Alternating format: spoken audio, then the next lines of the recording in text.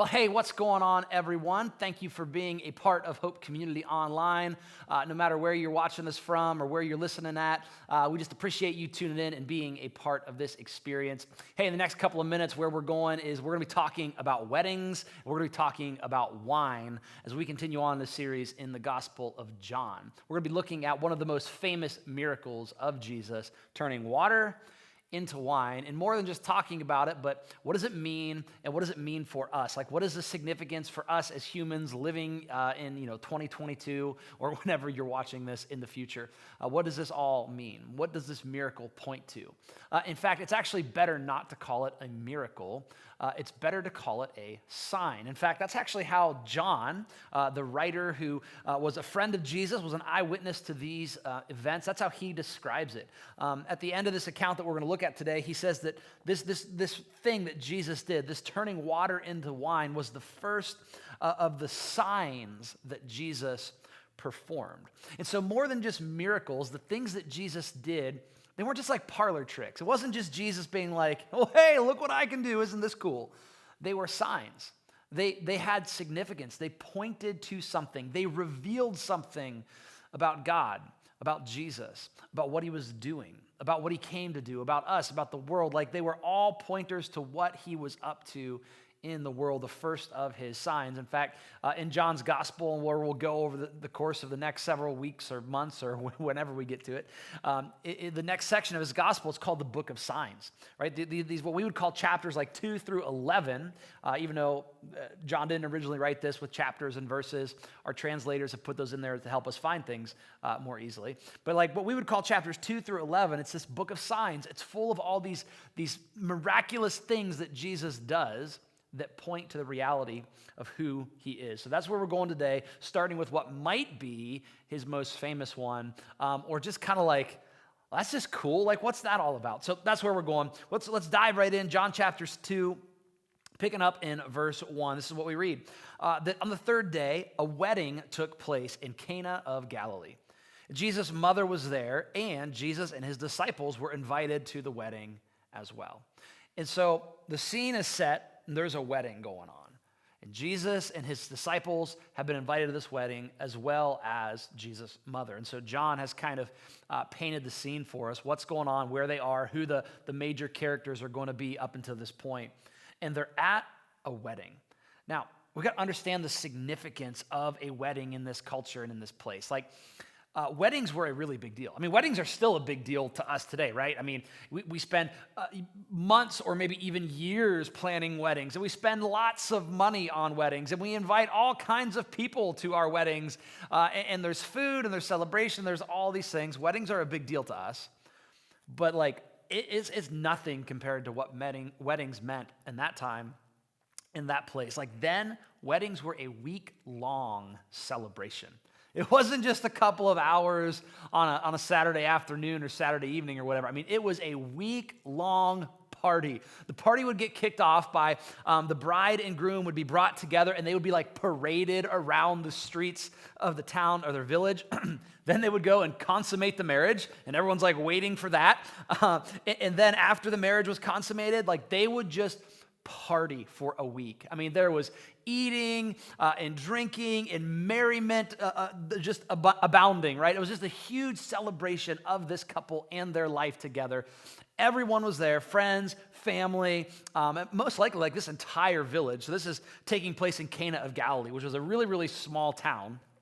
And so it's probably like the entire village there and just a week-long celebration, which, by the way, I think we should go back to doing weddings like that, because that sounds like a lot more fun than having to get dressed up, because I don't like getting dressed up, and going to a wedding. Like, let's just celebrate, let's just party for a week. So with that in mind, the cultural and the social importance of weddings is huge in this culture, because so this is a culture that's kind of poor. It's a peasant culture, and so weddings would represent the one time, maybe 2 times a year, depending on how many people in the community got married.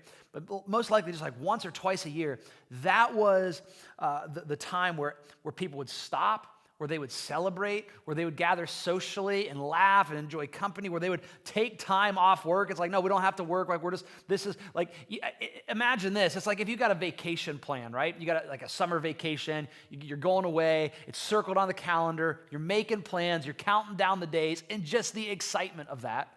That was a wedding in this culture. It was the highlight of their year. It is a really, really, really big deal, this big community celebration. And because of that, it's important to know that because that's going to actually let us see the problem that arises and why it's such a problem. So the first thing is kind of the social context of the wedding that's significant, but also like John is highlighting some theological significance in what he's communicating here. Like he's saying something about who God is and what God is about to do in the world by telling us and by Jesus performing this first sign at a wedding. So at this point, Jesus hasn't done anything yet. Like he's not done any miracles, any kind of signs. Like he's done nothing to draw attention to himself. There's been nothing to make people go, whoa, this guy is something different. Like none of that's happened yet. And he performs his first sign at a wedding. And we're like, so what? A wedding, big deal. I guess it's a random place. But it was not a random place.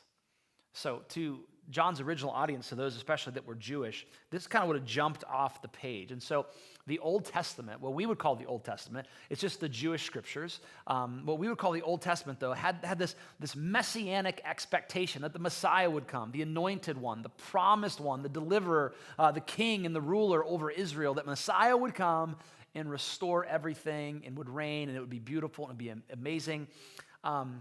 But when that messianic age would be ushered in, the Old Testament talks about it in various passages of being like the Messiah is a bridegroom coming for his bride Israel. And there will be a huge wedding feast and celebration. That the messianic age would be kind of defined by a wedding feast. In fact, that idea actually gets carried on through Christian theology as well. As if you're a follower of Jesus, like if you're familiar maybe a little bit with the New Testament, you see this kind of wedding language, and that the New Testament, like in history itself, concludes with this picture of a wedding. Revelation 19, when Jesus is the groom, he's depicted as the groom, and he returns, he comes back for his bride, the church, and he takes her to the wedding feast of the Lamb. That there's this picture, this celebration of Jesus and his church coming together, and it's like a wedding celebration. That, by the way, is why marriage is such a big deal in the Christian faith. It's why it's such a big deal to Christians. It's not because of just like the relationship between like husband and wife, although that's cool, it's a blessing, that's important, but it communicates something more, something deeper. Like there's a greater truth behind the truth of marriage, that it is a visual picture and representation and declaration of the gospel, of self-sacrificial, dying to oneself, serving others kind of love. Actually, the Apostle Paul picks up on this idea. It's in his letter to the church in Ephesus in Ephesians chapter 5, and he's talking about different relationships and submitting to one another and sacrificing and loving one another, right?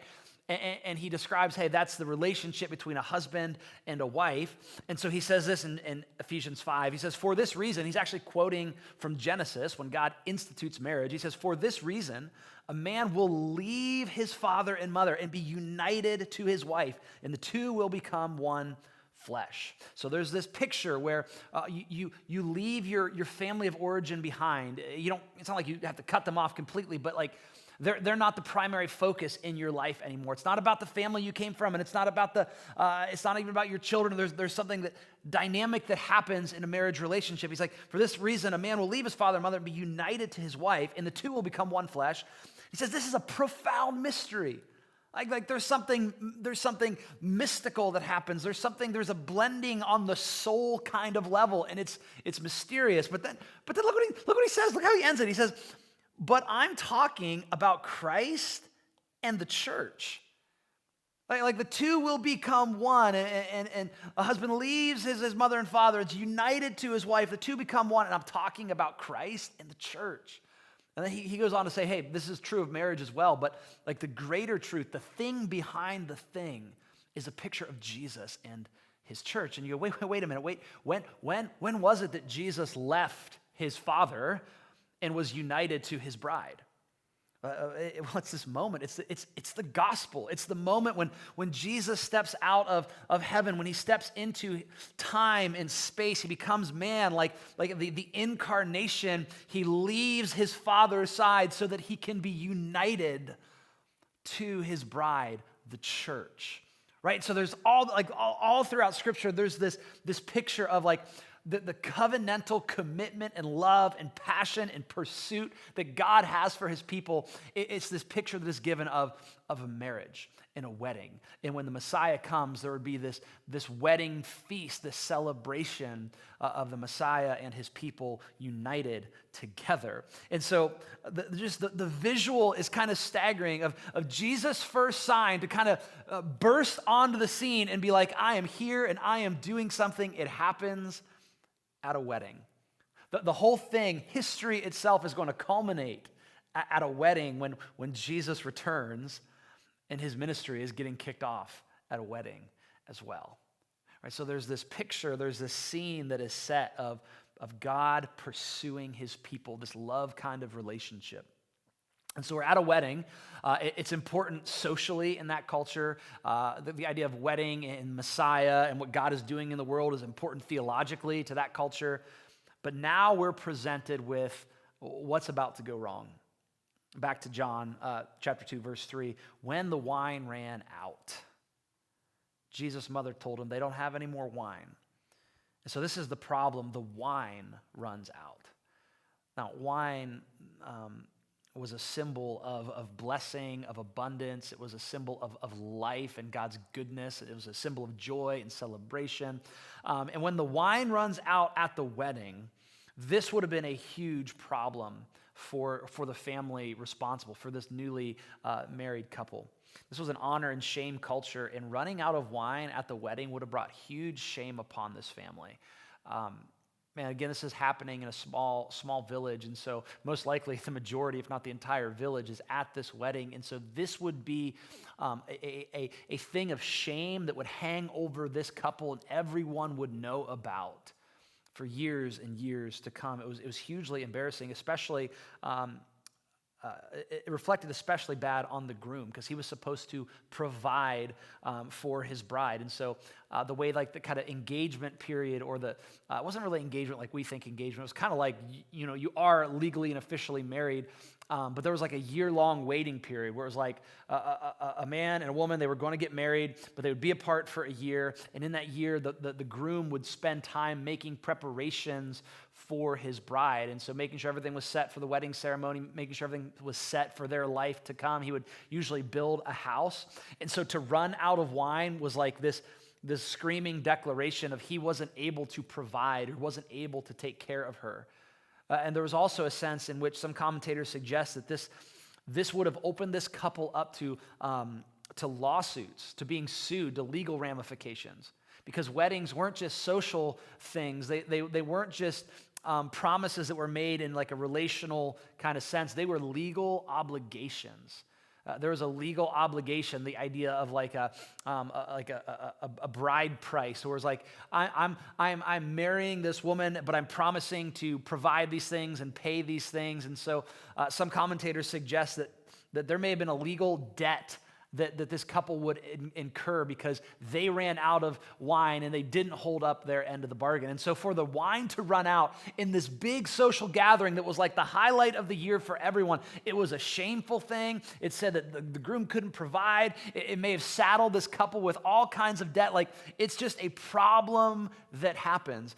And this problem occurs, and Mary, Jesus' mother, goes to him and says, hey, they don't have any more wine. They don't have any more wine. She's just used to going to Jesus with her problems. Jesus is about 30 at this time, and most likely Joseph, Mary's husband, is out of the picture. He's probably died at this point. We never really hear anything about him throughout the gospel, so most likely he died shortly after Jesus' birth or when Jesus was just a child. And so Jesus, as the oldest in the family, then would kind of take on that family patriarch position, that kind of like head of the household. And so undoubtedly, anytime something came up or something was going wrong, Mary would be like, hey, Jesus, here's what's going on. Hey, Jesus, here's what's going on. Hey, Jesus, here's what's going on. And so she does that in this situation and says, hey, they don't have any wine. There's a problem. What do we do about it? And Jesus responds by saying, what has this concern of yours to do with me, woman? Now, woman sounds really harsh to us because we're like, woman? What you want, woman? Like, that's not what Jesus is saying.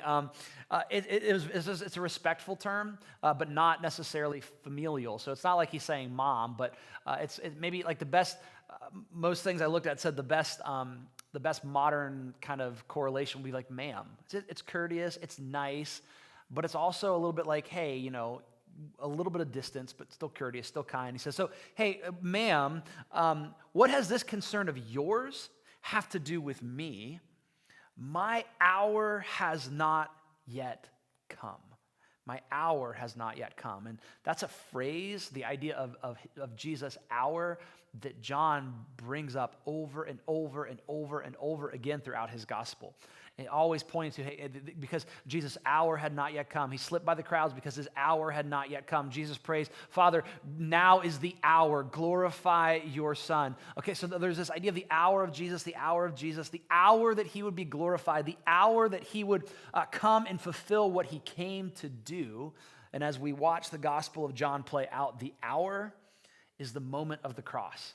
It's the pinnacle moment when the perfect, sinless Son of God, Jesus, God in the flesh, goes to the cross. It faces like unimaginable physical, emotional, psychological, just kind of torturous death to pay for the sins of the world, my sin and your sin, to set things right, to create a way for people to get back to God. That is his hour. And he's like, listen, that hour has not yet come.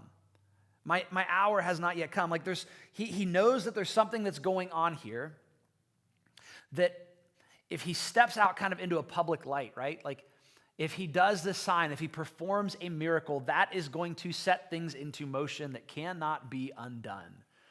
Like he will be stepping onto the public stage, perform this miracle. It'll get people's attention. His public ministry will begin, and he will begin approaching the hour, the reason that he came. And there's like a shift that's happening here. There's a shift in which, Jesus has just kind of been a guy. He's just kind of been in the background. He's been part of his family. He's been hanging out in this area. But now his focus is changing as he says, what has this concern of yours to do with me?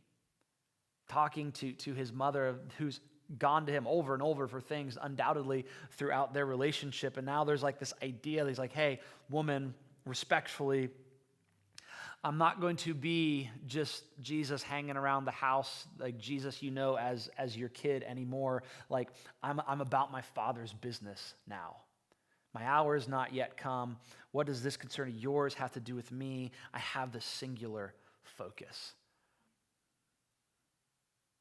And so once Jesus does this miracle, because I'm sure he does, he turns the water into wine.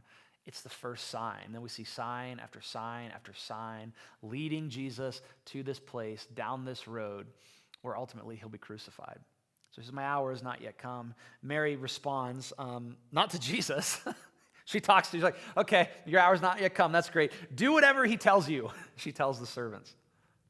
It's just funny because she's like, okay, I don't really know what that means, but just do whatever he tells you. Like she just displays this trust, right? Like, hey, I don't know what he's going to do. I don't know if it would be what I planned for him to do. I'm not going to tell him what to do, but I trust that what he does, it's going to be the right thing. It's going to be good. Do whatever he tells you. And now for the miracle. 6 stone water jars have been set there for Jewish purification. Each one contained 20 or 30 gallons. And so there's these big stone jars that are there for Jewish purification.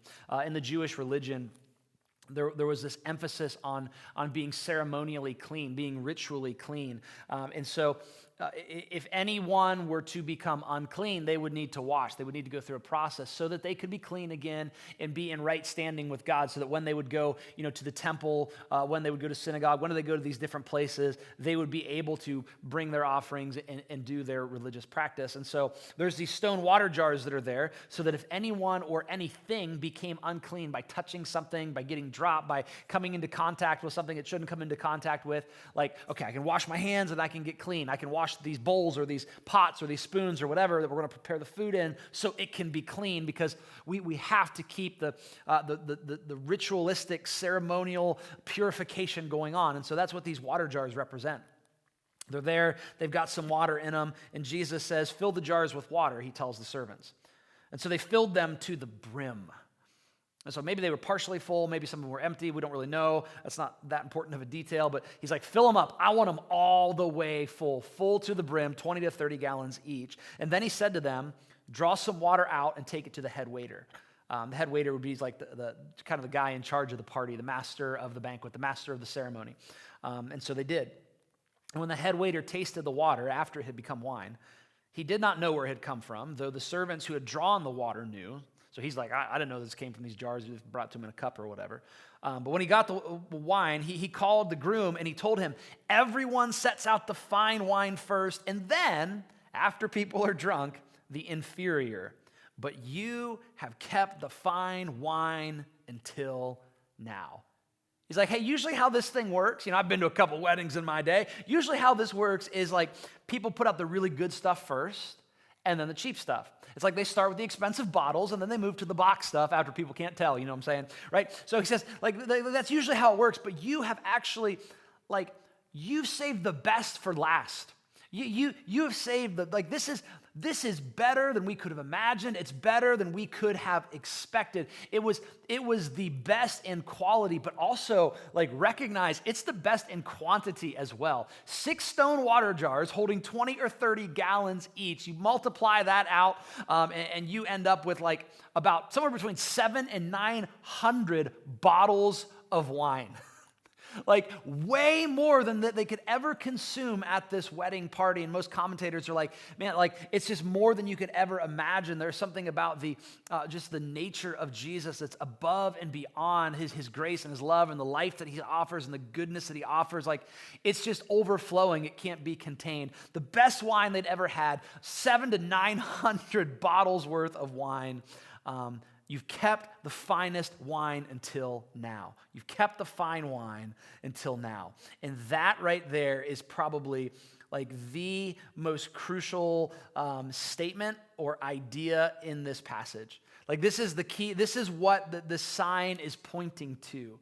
It's this declaration that in Jesus, what he was doing, who he was, what he was unleashing in the world, something new is here, something better is here, something that is replacing the old. That there's a picture that's being painted where these jars are these stone jars are water for purification. They represent the old covenant. They represent Judaism. They represent the ritual and the law and the ceremonial cleanliness and all of that. They're this picture of the way that the Jewish people were brought up to relate to God, the way it's always been. And the fact that there are 6 stone water jars is significant. In Jewish and in Christian thought, the number 7 is the number of completion, and so, or perfection or wholeness, and so the number 6 is one less than that.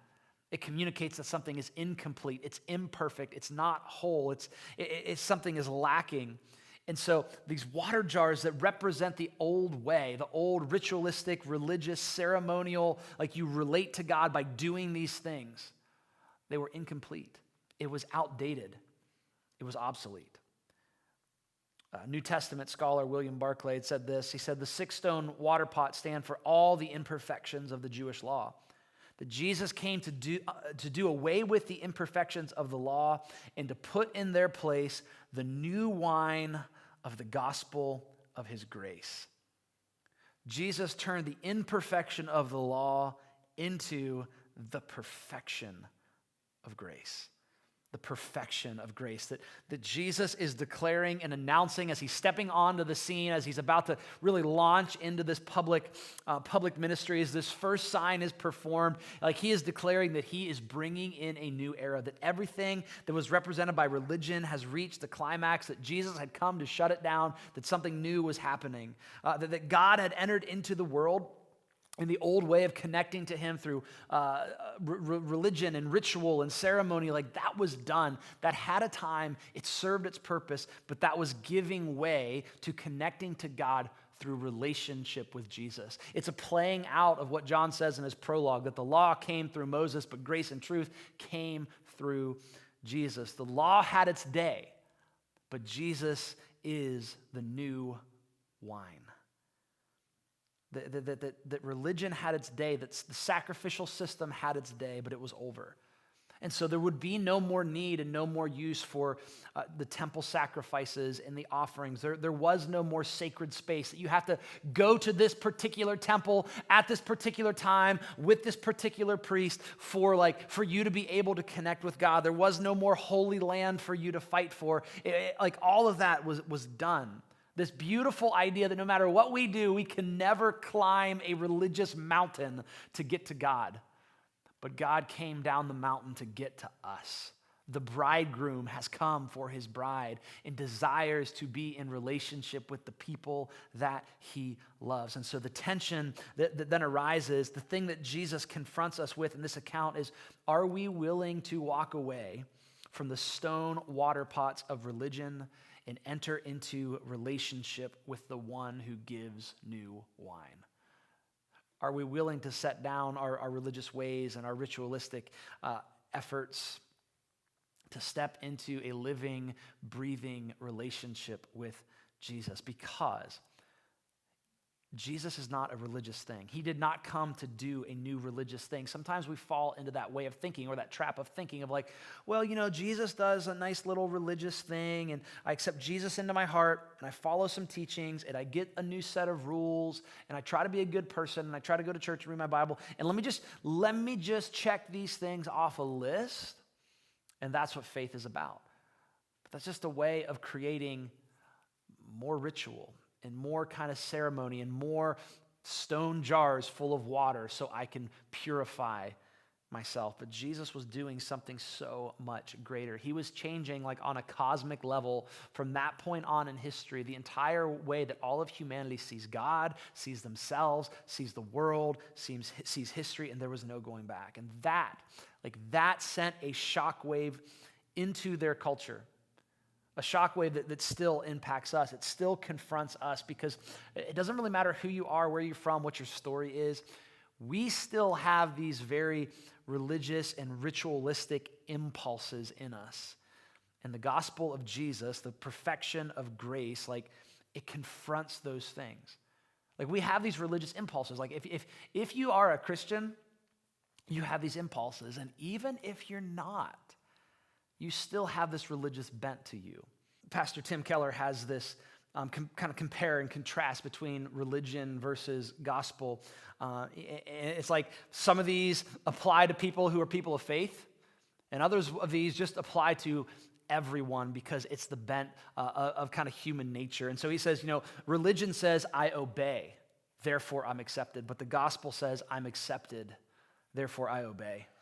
He says, religion says, I obey God in order to get things from God. It's the genie in a bottle God. I gotta be good, and if I'm good enough, I'll get stuff, and I'll have a good life, and I'll be happy and healthy and all those kind of things. That's religion. But the gospel says, I obey God just to get God, to delight and to resemble him. He says, religion says my prayer life consists largely of petition and only heats up when I'm in need. My main purpose in prayer is to control circumstances. I just want to get stuff. But the gospel says my prayer life consists of generous stretches of praise and adoration. My main purpose is fellowship with him. And so for those of us that are followers of Jesus, man, that should strike a chord. It should cause us to evaluate things like, hey, am I doing this faith thing am I doing it from a religious posture, or do I want Jesus? Do I want just who he is? But this goes beyond just those of us that are Christians. Like, this is a human thing. Listen to some of these.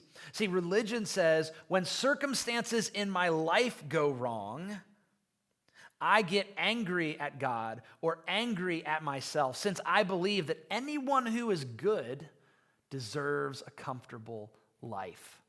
Right? That's what we tell ourselves. If I'm a good person, if I do the right things, then I deserve a comfortable life. I deserve for things to go well. Like whether it's like God owes me, or the universe owes me, or the cosmos owes me, there's an equation here that says if I'm a good person, I should get a good life. It's this religious thing in us. The gospel confronts that and says, you know what? When circumstances in my life go wrong, because they will, I struggle. But I know that while God may allow this for my training, he will exercise his fatherly love within my trial. How about this one? Religion says when I'm criticized, I'm furious or devastated because it is essential for me to think of myself as a good person. So threats to that self-image must be destroyed at all costs. This religious posture says, I can't handle criticism because I have to see myself as a good person, because I am a good person, because I've earned it, because I'm better than them over there, or them over there. So I have to fight back against those things that are threats. I can't handle criticism with this religious spirit. But the gospel says when I'm criticized, yeah, I struggle. But it's not essential for me to think of myself as a good person, because my identity is not built on my performance, but on God's love for me in Christ. Last one, my religion says my identity and my self-worth are based mainly on how hard I work or how moral I am. And so I must look down on those I perceive as lazy or immoral. I disdain and feel superior to others. You see, religion says my identity and my self-worth, right? I work hard for that, and I'm a good person, I'm a moral person, and so I look down on you because you're lazy. You're not as good as me. But the gospel says my identity and self-worth are centered on the one who died for his enemies, including me. It's only by sheer grace that I am what I am, so I can't look down on those who believe or praise something different from me. I have no inner need to win arguments. You see, the reality is it doesn't matter if you're a Christian or not, if you're a person of faith or not. You can be Christian, you can be Jewish, Buddhist, Muslim, atheist, agnostic. No matter where you're at, like, we all have that religious bent in us. We all have that thing in us that says, I've got to work, I've got to earn, it's about an equation, it's what I put in, I got to be a good person, and I deserve this. There is something within us that just drifts towards works and law and ritual and religion, and Jesus shows up and says, I'm here to put an end to all of that. That's done. A new day has dawned. I'm unleashing something new on the world. I want to set you free from the burden of religion, the burden of works, the burden of law. I want to give you grace. I want to give you life. And it's not something you work for. It's something that you get through being in a relationship with me. And so there's the invitation of Jesus. There's the call to us. That's what John is putting in front of us by bringing us this first sign. He's inviting us to trade in the old way, to trade in the bland, stale, old water of life, or the bland and stale and old water of religion and ritual. Trade it in for the sweet and joyous new wine of Jesus. He's offering something better. He wants to be near to you. He loves you. He pursues you. He is for you. That he left heaven. He became man. He came to his hour, the cross. He suffered and died to forgive us, to remove sins, to remove the barrier between us and him, so that we could receive the gospel of his grace and live in relationship with him. He's done a new thing, and we're invited into it. That changed the world then. It absolutely did. It's been changing the world for 2,000 years. It's been changing how people see themselves, how they see God, how they see others, how they see the world around them. And so listen, if you're a follower of Jesus, here's what I want to call you to. If you're a Christian, like, keep the relationship with Jesus front and center. Make sure that stays the main thing, because it's really, really easy to slip back into ritual. It's easy to slip into law. It's easy to slip into a performance-based way of thinking and think like, I've just got to do these things where I pray and I read my Bible and I go to church and I check these things off the list because that's what like a good Christian does, or like I'm doing them as if they're the end in themselves, but never lose sight of the fact that all of those things are good, but they're a means to an end. And the end is relationship with Jesus, that I pray to talk to him, that I read scripture to hear from him, to hear from a person, a real living, breathing person, we come into corporate worship so that we can meet with him together and remind ourselves of who he is. Like, it's all about a living relationship with him. And so I want to encourage you, Christian, like this week and in the days and weeks to come, like, approach those things with that relationship in mind, to make that shift, to be like, you know what, before I pray, like, I want to talk to someone. I want to talk. I'm talking to Jesus. Before I sit down to read my Bible, like, I want to keep this in front of me. Like, I'm looking to hear from him. I want to know what he's like. When we gather to worship, it's like, I'm here to meet with him. I'm here to encounter him. I want to hear from the one that this is all about. Man, maybe a great step for you is this week, just to make that your prayer, to refocus and to get to that place of, Lord, I want to know you. I don't want to know about you. I don't want to do ritualistic things. I don't want to do Christian things and speak the Christianese. Like, Jesus, I want to know you. And if you're someone that you're not a follower of Jesus, you're not a Christian, let me just ask this. Is it something that you would consider? Is it something you would consider? Can you imagine for a minute a life where your identity and your purpose and your worth and your belonging, where it's not based on your performance, it's not based on your productivity, it's not based on whether or not you parrot the right tribe's talking points, but an existence where you are loved and you are valued and you are worthy simply because Christ died for you? Like, is that something you'd consider? And you don't have to make that decision right now. There's no pressure. We're not the kind of church that's like, you will accept Jesus, okay? It's just an open invitation that's always there. I want to encourage you. Maybe you're not there yet. Maybe you got questions. Maybe you're not buying any of this. Like, just try this out.